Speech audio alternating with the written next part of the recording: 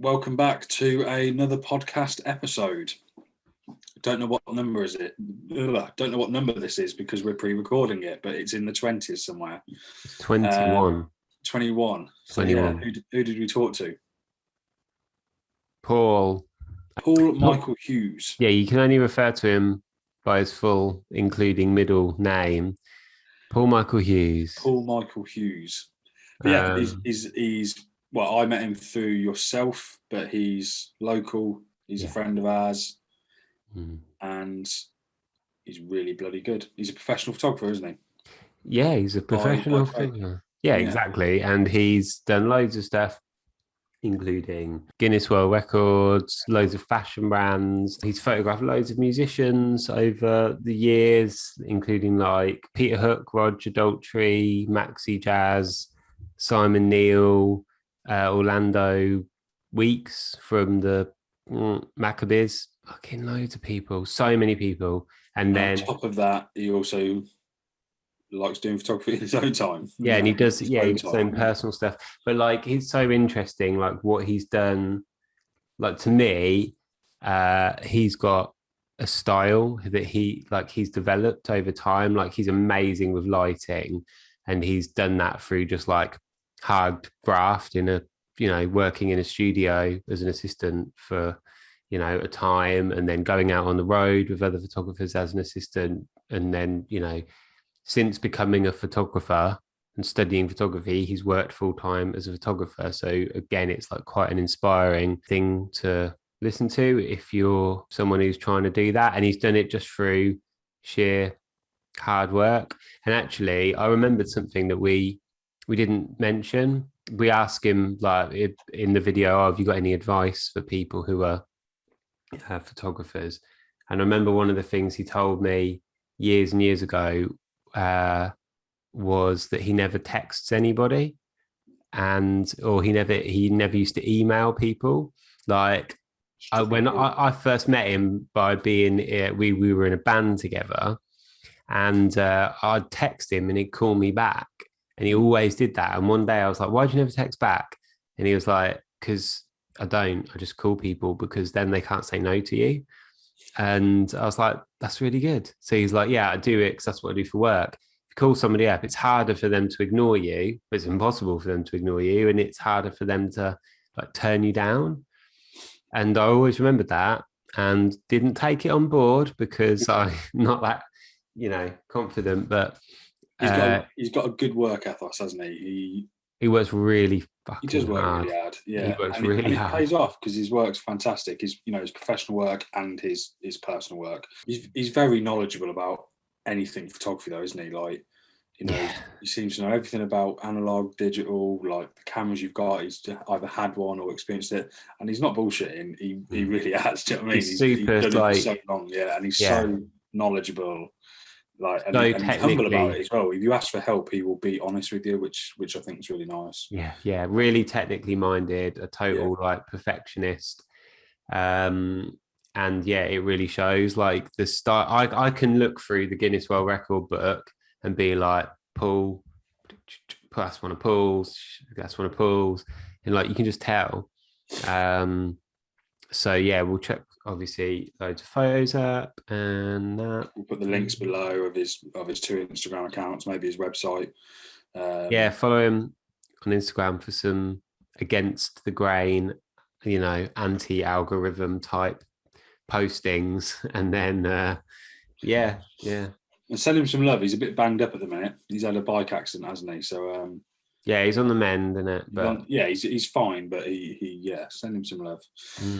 But yeah, without further ado, hey, this is a bonus intro. Me and Jamie recorded an intro, and I hadn't actually edited the episode, so it turns out it's really, really long, and it's in 2 parts now, which we didn't know before. So I'm here to tell you this in a slightly awkward manner. So Paul Michael Hughes, drum roll, please.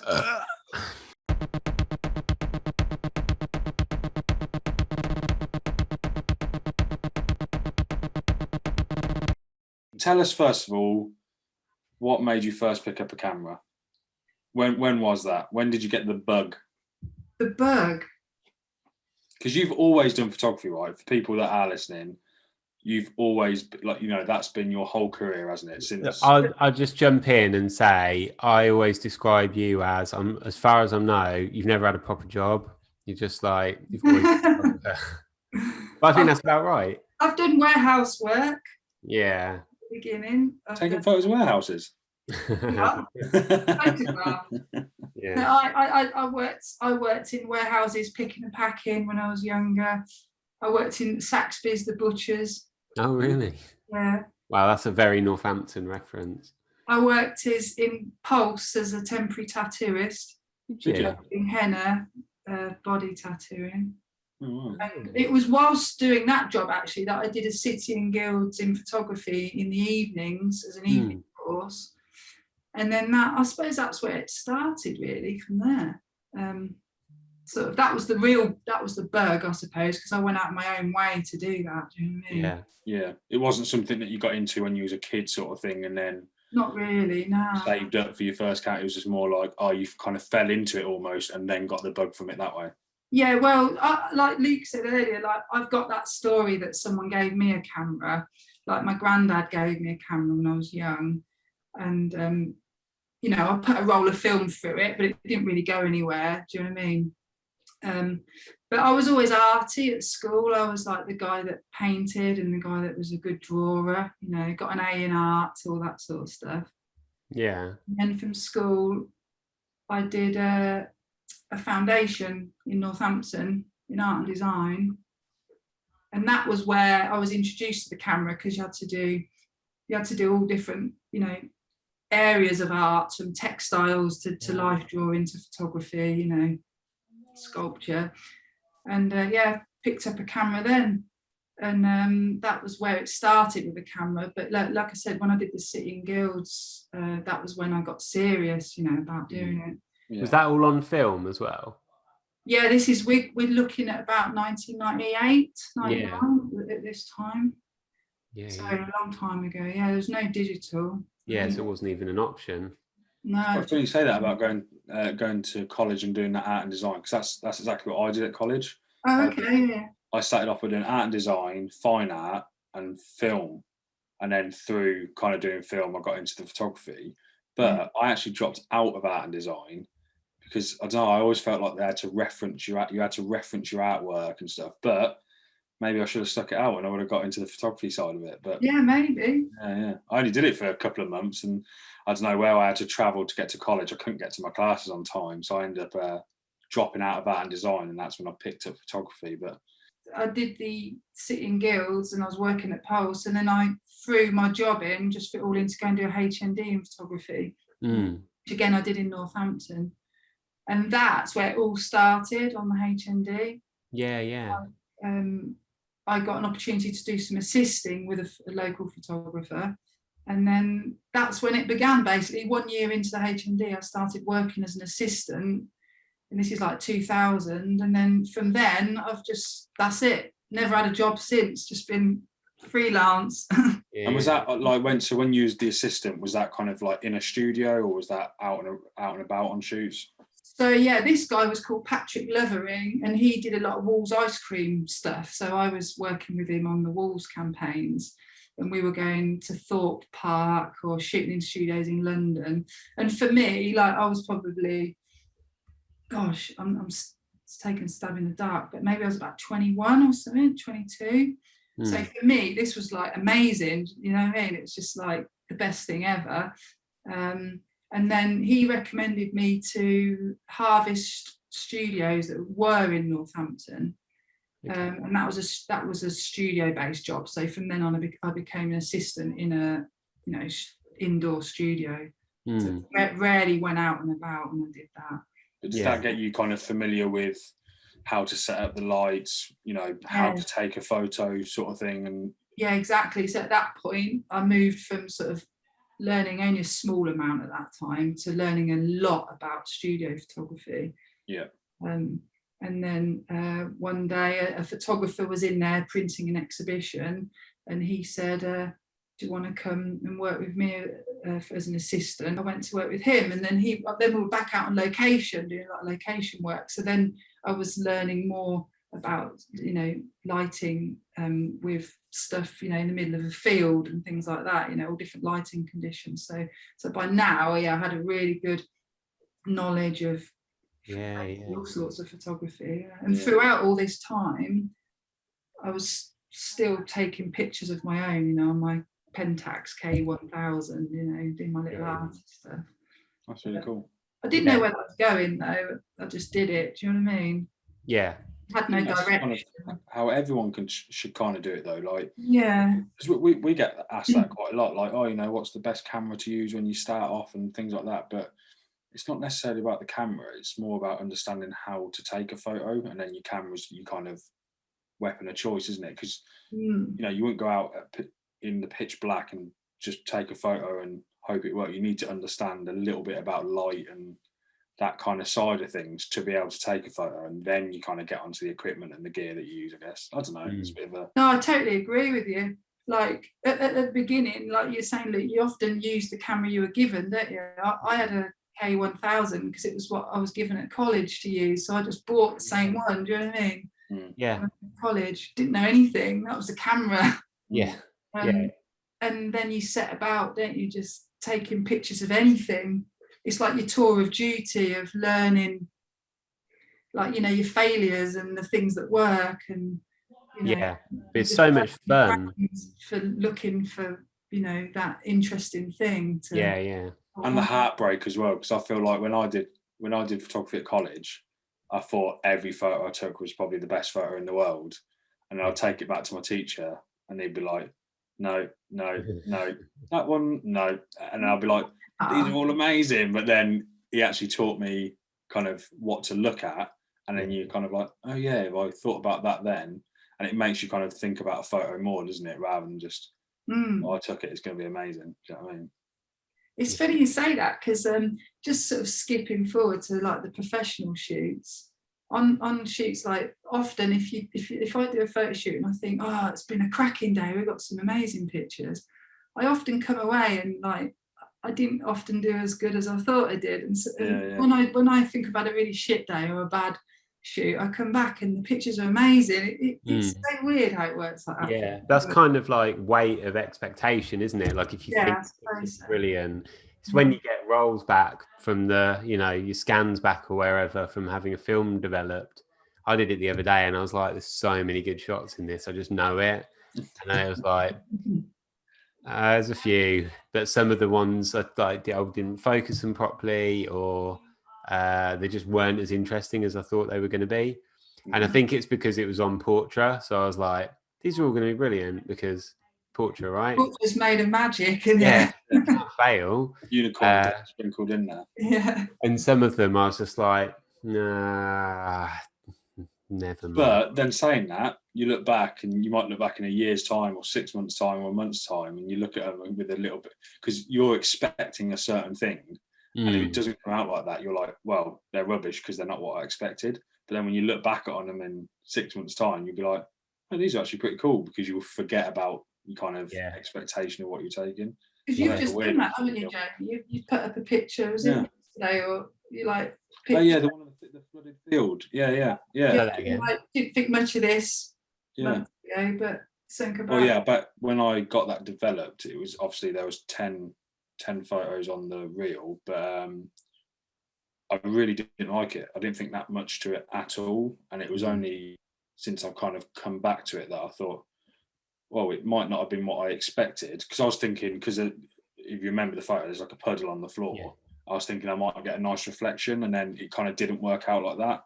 But now I look back at the photo and I'm like, oh, I quite like that. I'm drawn to it. It reminds me of it, like I said on my Instagram, it just reminds me of the crazy weather we kind of feel like we've been having recently. I don't know, like hot minute, then pissing it down the next day or whatever. It just goes to show that you should never throw anything out, should you? No, definitely not. I don't know how we got on to talk about me, mate. We're meant to be talking about you. Yeah. But I totally get that. So yeah, so you went from being assistant then. So then how did you get, well, what happened from being an assistant? Where did you go from there? Well, I'm ashamed to say that it had to be done. Like a lot of people, you have to start doing weddings. So it turned out that a lot of, obviously, including Luke, a lot of my friends are getting married. I was going to say, yeah, you did my wedding. And they need photographers. So all of a sudden, I had a portfolio of work that was based, on weddings. So I was like, it'd be silly not to keep plugging this. So for a while, I did weddings. But amongst that, I was still, pushing for my own work. Just picking little bits up here and there. And through weddings away, one day I just said, no more of that, hate it. And then just kept pushing at my own work and, picking up clients, advertising yourself. But I think a lot of it is word of mouth, with different people, the way you move. Yeah. So just for people that obviously don't really know what you do now, obviously you're a very good photographer. We're certainly going to talk about your own personal kind of projects and your own work, but you're 9 to 5, shall we call it? You're paid how you keep the roof over your head, that kind of job. That is a commercial photographer, right? Yeah, definitely. Yeah, commercial. Yeah. I always say it's people to portrait, really. But basically, I'm quite an eclectic photographer, really. I just do everything. Like living in Northampton, I think if I was to try and specialise too much, I'm not sure it would go as well for me. So basically, there's a lot of businesses around here. So, picking up as much work as I can. So like school work, school prospectuses, products, videos, commercial videos. But yeah, definitely these days my work is more commercial driven than like editorial or things like that. But it used to be a little bit more. So you've got the Guinness World Records, which is like I feel like you're playing down what you do a little. I know. Well, the thing is, I suppose I'm talking about the photographer I am now. I guess right now, rather than like, well, I still am doing the Guinness stuff, but I sometimes think that I've done a lot of really, really cool work, as a photographer, and with the world changing and like the Guinness book, for example, how it's becoming less about the photography and more about videos. The world's changed, and as a result, I've moved away in some areas from some of my clients because of things, like that. So I do video as well. Yeah. Sometimes, like in the Guinness area, they don't want glossy videos that the people have spent a lot of money on. They just want that realistic, raw thing on the phone, because people connect to that more, and they get more views. People don't believe some of the footage that's too glossy with Guinness. So, i.e., for example, the video side of Guinness, I haven't been able to take that work on. Do you get what I mean? Because they've got their own in-house people, and most of it's supplied by, like I said, people doing their own videos. So.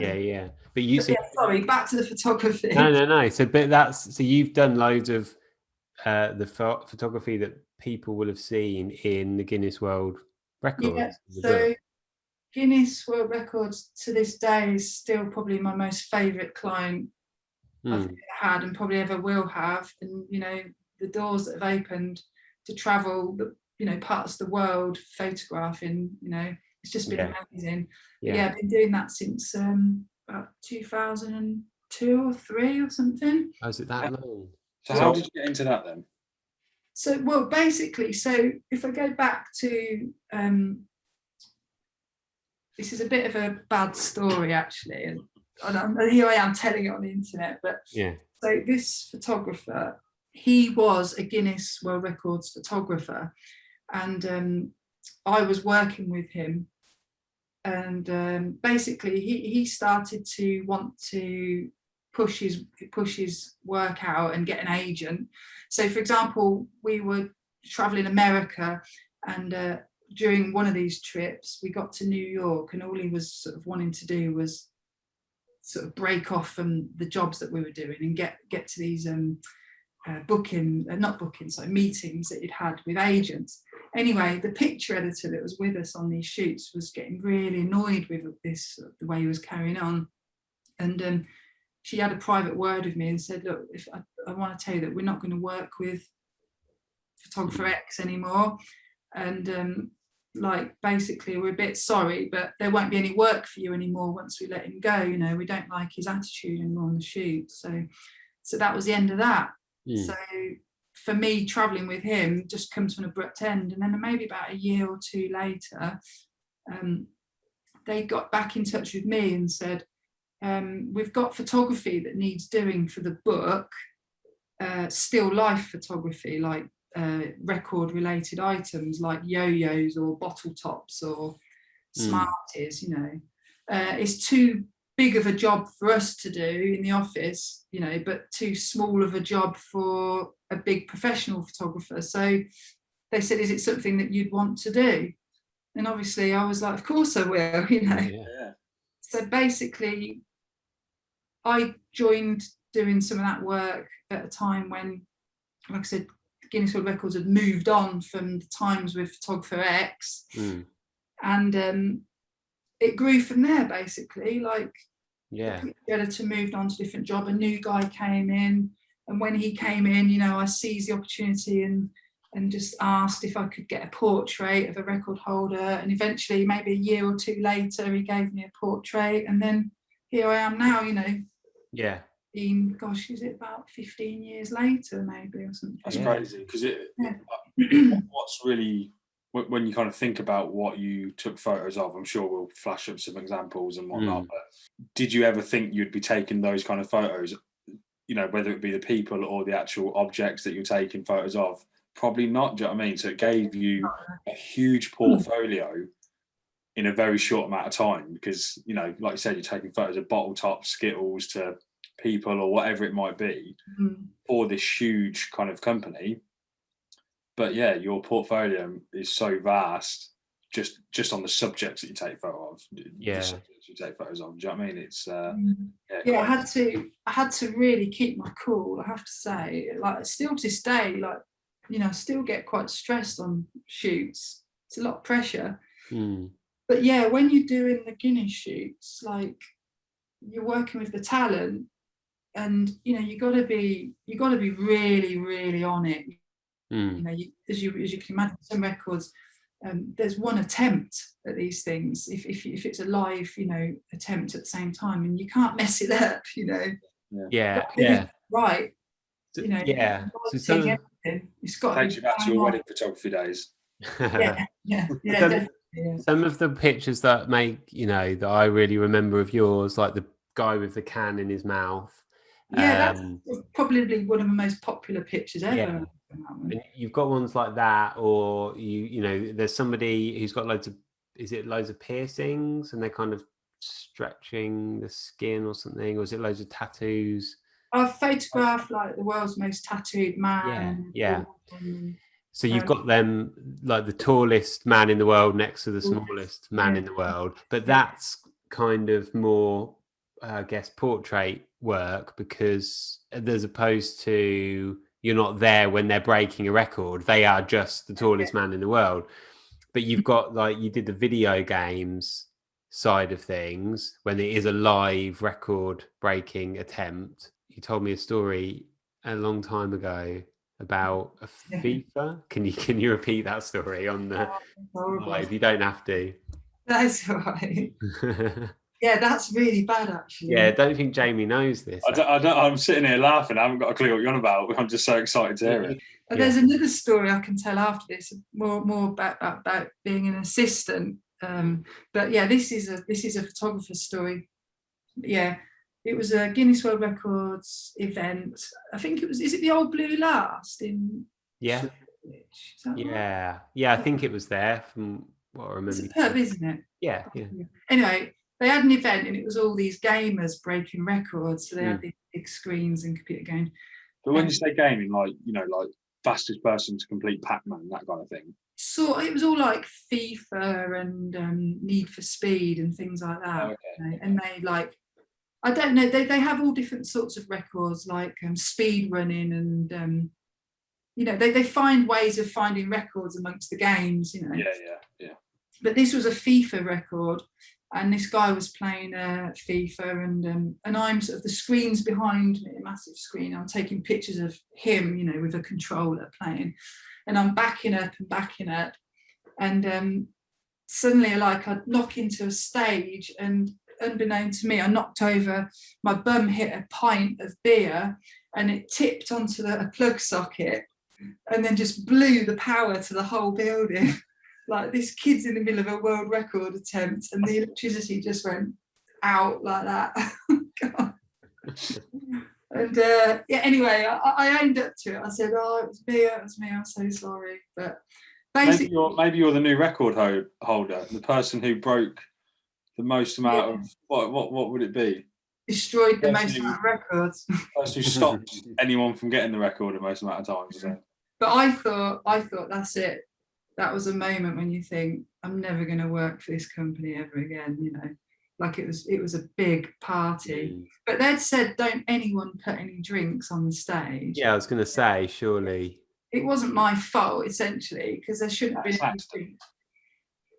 But the guy, I went up to him later on, and I said, he got the record, by the way, and I went up to this record later, and I said, I'm so sorry, because I was mortified, you know. And he said, it's fine, you did me a favour. He said, I was doing really bad, and I wouldn't have got the record, he said. And then that happened, and then he said, I got to start again, and then he got the world record. So I actually helped him in the end. So another little assistant line there you should be in the book for. Yeah, assistant world record breaker.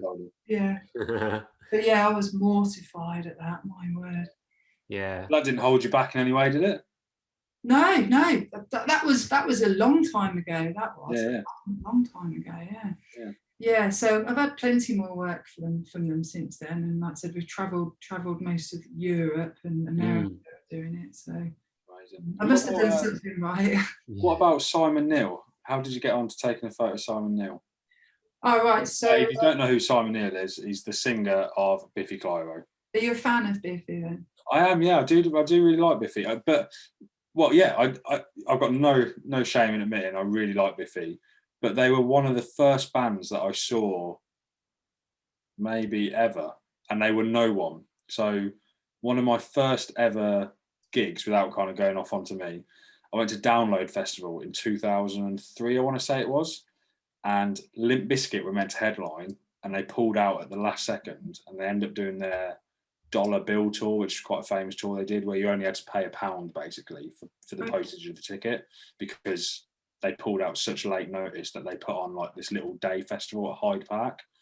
And the first band that supported, so you were there from like 12 till, you know, midnight or whatever it was. But the opening act, there was 5 bands there. The opening act was Biffy Clyro, and they were no one. Do you know what I mean? I think it must have been around the same sort of time as their first album or their first. I would never be ashamed of that, because no, it was awesome. The early days were really cool. They were great. Not a good band, but you know, they were really raw back then, weren't they? Yeah. So I'd like to say that I've been a fan of Biffy since the start. You know what I mean? Without sounding too cheesy, but I definitely like early Biffy just as much as Biffy. Do you like him, Luke? Yeah, I did first couple of albums. They were my old band supported them when at the Sound House when we supported them a couple of times actually. But yeah, the Sound House, when there was literally no one there, and they were the loudest fucking band I've ever heard. Like, it was insane, brutal, and it was brilliant. And then when the first album came out, and it was really polished and really had loads of effects on it and all this stuff, I was a bit like, oh, that's not this. So it all kind of went downhill from that first couple of times of seeing them live. But now they are one of those bands, aren't they? It's a bit like the Foo Fighters, like, you know, they're a bit cheesy. I've just gone a bit too far, but it's a career though, isn't it, for them? So, and they've got their fans, haven't they? But I mean, yeah, but yeah, I think they're great. But yeah, how did you get? Because you've taken photos of Simon a couple of times, that's right? Yeah, twice. Yeah. First time Cambridge. Second time was France, in Lyon. Yeah, Lyon. Yeah. So how did that come around? Doing that the first time then? So it's the old story again in my social circle. Someone that I knew-ish worked for PV Electronics. At the time, they were based in Corby, so the chances of, someone working and living in this area and working for PV was high. Anyway, I knew this guy through a friend, and they needed a photographer, and he thought of me. So, yeah, and what was the first job? Bullet for My Valentine was the first job I did for them. I forget the singer's name now. Yeah, I do. I remember some of them pictures, because that's it. Like, some of the people you did through that, like, you photographed Peter Hook, like, he's my bass hero. Yeah, that's an amazing, and like Maxi Jazz from Faithless. I did him. So yeah, basically, I because of all the photography work I did for the amplifier companies was very similar to the work that I was doing for Guinness. Like, it involved the same sort of lighting. You're on location, you walk into a location, you have to think fast, you have to figure out what you're doing. You don't have any pre-production on it. So very similar sort of work. So I just fell into that perfectly. Being a musician as well. But yeah, I got lucky, did the PV stuff. Like I said, met and worked with a lot of really cool musicians, and then from there got on board with Black Star, Northampton based. I heard there was an amplifier company setting up in Northampton. I was like, right, I'm going to work for them. And funnily enough, when I contacted them, it's funny you mentioned the Simon Neil picture, because literally that day that I got in touch, it's total coincidence, they'd opened up a magazine and looked at the picture of Simon Neil that I'd shot and said, right, we need to find who that guy is and get him to do our photography work. Oh, wow, that's awesome. And that very same day, I contacted them. Huh. They did. Yeah. They got me in, yeah. Meant to be. The first job I did for them was Razorlight. Yeah, so basically between PV and Black Star, like I did. PV also owned Trace Elliott at the time, and Buddha Boutique Amps. So basically, I was going for about 4 or 5 years. I was going everywhere for these guys, photographing different musicians up and down the country. So were you kind of going at it because like it was a passion, or was it something you like wanted to have in your portfolio, or was it a case that the work kind of just kept kind of coming to you and you were like, yeah, I'll do it? Yeah, it was exactly that last one. I obviously I was always into music, and I was so appreciative of how cool these jobs were. But yeah, like Guinness World Records, PV, Trace Elliott, it was just a time of my life that was just, I was just getting on with it, and it was, it was amazing. Like earning money to go to a concert and, be there for sound check and, and hang out with the band's members and, watch shows from the sides of the stage after, it was all there. And to be honest, I don't think I took it in as much as I should have done, like. Yeah, it's probably hard to at the time though, isn't it? Yeah, I think I was doing the actual job. Yeah, I wish I'd absorbed it all a bit more, just sort of floating along. The next job would come in, Well, at least I'm pretty sure at least you've got all the photographic evidence of where you've been, because that was the reason you were there, right? And you got paid to do so. Yeah. Do you think, what I wanted to ask you, because I know, like Luke said earlier, we have a lot of people asking us, how do you become a professional photographer? And I understand that you've got to be able to take a good photo. You've got to understand how the equipment works to take certainly the photos you do. But do you feel like it's more about being a good photographer or marketing yourself, promoting yourself, that kind of thing? I almost would say it was neither of those, to be honest. I think I would say it's more about consistency and reliability. Yeah. Like, because along the way, as you can imagine, I've sort of met a lot of photographers and seen a lot of photographers work, and I've seen and witnessed photographers with, this is a bit naughty of me to say, with average work, but doing amazing things and going amazing places, and then you see photographers with amazing work, but because they just haven't got it in them to be productive, they're would rather sit on PlayStation than sort of market, not market themselves, but sort of pay attention to what they're doing. Yeah. They don't go anywhere. Do you know what I mean? Okay. And I've also heard the same story from my clients, that sometimes they've come to me because they've had a photographer that, like I was saying a second ago, that just lets them down. They do a shoot and they don't see the pictures for like a month or something. Yeah. So there's that reliability side. I think I think people like you to be consistent and reliable. If you're those things, in my personal opinion, in my journey, it doesn't matter if your work's a bit average, as long as you can deliver the goods on time. First of all, that was a great answer. I kind of didn't expect that, and it's never made me want to throw my PlayStation away more than just listening to that few sentences. But you could take a photo for someone, you're getting paid to do some work, and you might look at it as the photographer in you, and you might go, I'll give that a 7 out of 10, maybe a 5, but the client is going to be happy. If the client's happy, they're going to book you again, right? Or they're going to promote you, or shout your name.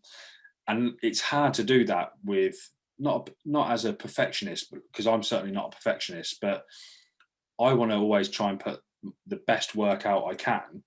But just because, and that's with anything in life, and that's not just because I want it. That's not because I want someone else to view me in a certain way, but I don't want to have my name against something that isn't that good. But they might be more than happy with seeing something that I've done, and that's not necessarily just with photography. Do you know what I mean? That's an interesting one. Is this what you're saying? Do you mean like there's a point where like a client would understand what a good photo is, and beyond that point, it doesn't matter how much effort you're putting into it to perfect it? Is this what you're saying, that you reach that level and it's good enough for a client? If like, let's say Coca-Cola came to you and said, I want you to take some product photos, and the photographer in you, or the creative person in you, is like, we could do this and this, and they're like, no, I just want a white backdrop and a nice clean photo. So you take that photo and they're happy because it's a great photo, but there's a part of you that's like, that could be better if we did this. That happens all the time. Yeah. But you still produced what they've wanted. Yes, exactly. They're going to give you happy, because they're so excited to see their product, a photograph of their product. That kind of, it almost like gives them a slight blindness to the quality of it, because they're just like, oh wow. So you could, like, to go back to what you were saying, Paul, it's like the consistency of work, as long as you're always hitting that 5 out of 10 or whatever. Maybe it's not quite the right way of putting it, but people know what they're going to get, and they're totally happy with. And they've booked you, and then they've seen their own product or whatever it is photographed, or their headshots of their company done, and they're like, perfect, that's exactly what I wanted. And so you could be the best photographer in the world, but if you can't show up on the day, or you turn in work 2 months later, or they're not going to bother with you. You're not consistent. It's like, what's the point in paying you to do the work if you don't, like, average work is better than no work at all, kind of thing. Definitely. And like we were saying, to them it's not average work either. It's amazing, but to us it might be average. And then there's that whole like exactly what that client wants, to a high quality, to the brief that they've given you. That's another thing, Jamie. Hitting the brief is important as well, and not running away too much and sort of putting your own spin. And how do you do that then? Is that just through, if you get given a brief and there's somewhat a little bit of creative freedom, or maybe there isn't, it doesn't really matter, how do you take the photos then? Do you just take shitloads of photos, or are you very specific with the ones you take? If the brief's a bit loose, you do the old expression of shoot the shit out of it. Make your shutter count go through the roof. But you've got to be careful. In my experience as well, when a client's like giving you a woolly brief, when it's not too specific, that's a red flag. But you've got to be very careful, because sometimes when people are like, I trust you, do what you want, and you do what you want, and suddenly they form an opinion once they've seen what you've done. It could be wrong, and then you find yourself in a sticky situation. So what I'm saying is, it's hard sometimes, but you've really got to nail a client to give you a thorough brief. It covers you, it covers your back, and it's professional as well, Yeah. Do you ever get briefs from people and you're like, no, that's a really bad idea? And you voice your opinion so far, but you have to be careful not to there's a fine line, isn't there? yeah, you can steer them in the right, like I get it with doing design work. I'll get can you create me a brochure? It only needs to be 4 pages, and they send me the copy, and it's like enough copy to fill 8 pages, and I'm like, I can't do anything with this. And they're kind of, you push back as much as you can, and eventually they're like, just all right, make it an extra couple of pages or something, whatever it is. And you end up turning work in that's kind of shit, or you don't really like it personally because there's nothing else you can do with it. There's no room to, in this instance, like to design around tons and tons of copy. Someone's given you a brief that's not, isn't going to be like the greatest thing, but it's going to make them happy because that's what they wanted to see. I guess it's like a fine line to tread on how much you try and steer them in a different direction. Do you ever take more than, let's say you have a brief and it's somewhat quite easy to kind of achieve? Do you ever take other photos that has your own kind of input in it and present both? And then they go, do you ever have a client that goes, oh, well, that's exactly what I wanted, but what you've done is 10 times better. Can we use that? Yeah, definitely. Yeah, I would say that happens most of the time. Yeah. But it's the creative in you that will happen, and naturally on a shoot. But obviously, sometimes time is against you. Like if you only got a day to get something done. You know that you're up against it sometimes, and it's painful. Sometimes you see or want to do things, but you have to just move on. Yeah. Or the worst thing is coming away from a shoot and then having a light bulb moment, and you've already left, and you're like, oh, why don't we just do it like this or something? And it's like, I suppose you just got to kind of learn to deal with those things, haven't you? Yeah, it's painful, but then you just have to remember, you're getting paid, and it's like, this is the jobber in me now. Sort of. Yeah. I wanted to talk a little bit about your kind of like your own photography, but I did have one more question about the kind of professional kind of stuff. And that would be, do you have any advice for anyone who wants to get into commercial photography, I guess, or professional photography? Well, obviously we've covered some of the ways to stay kind of like in people's, memories, like by being consistent, and trustworthy. But I think another thing is don't mess about with your equipment. I think someone said to me right at the start, if you're going to buy a flash or something, or a lens or a camera body, just don't buy the cheap version. Just push harder and buy the thing that is the thing that you're going to need.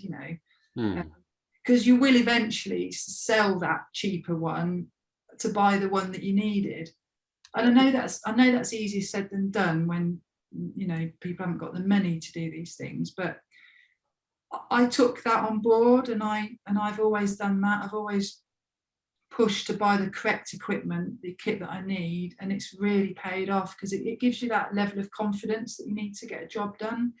Yeah. I mean, I don't know about you guys, but when you buy that bit of kit that's not quite doing the job that you need it to do, and you're on or whatever in your lines of work, and you're under pressure to get something done, you just need everything to help you get that job done smoothly, don't you? And I'm the worst person for that because I'm tight. So I know that we needed microphones to do these podcasts, and I'm not saying this microphone's the best one in the world, but I had one before this that I must have paid about 20-30 quid for on Amazon, because I was like, oh, next day delivery, it can be here tomorrow, it's only 30 quid. If it's crap, I don't really care. I did care. It lasted about 2 hours. It was terrible. And then I ended up spending 80 quid on this one, or however much it was. And then I thought to myself, well, I've just spent 130, 120 quid or whatever. when I could have only just spent 90 quid and had cheap buy twice, isn't it? Yeah, it's terrible. But yeah, it's easier said than done because you need the money, but yeah, get the right kit, the kit that will get the job done. And another thing is, in the early days, invest your money back into kit as quickly as you can as well. Like, every time you get a job or get paid, buy something new and keep building that kit quickly, because you want to, it's a really competitive like world now, isn't it, being a freelance photographer, and you just want to make sure you're cut above everyone else, really. I know that sounds a bit sort of but take pride in what you do, be proud of what you produce, and know that you're good, and don't be afraid to say that you're good. And then that's someone that people remember, isn't it? Something that exactly. And like I said, you want to know and have the confidence that you're, like I said, a step in that area of any job than other people might be, your competitors. So do you ever have that mentality of saying yes before kind of thinking it through? Because I know that's got quite a famous business term, like if someone says, can you do this, just say yes and then work out you're going to do it afterwards. I've not done a lot of that in my life, because I'm a bit of I can't step into a photo shoot without knowing exactly what's going on.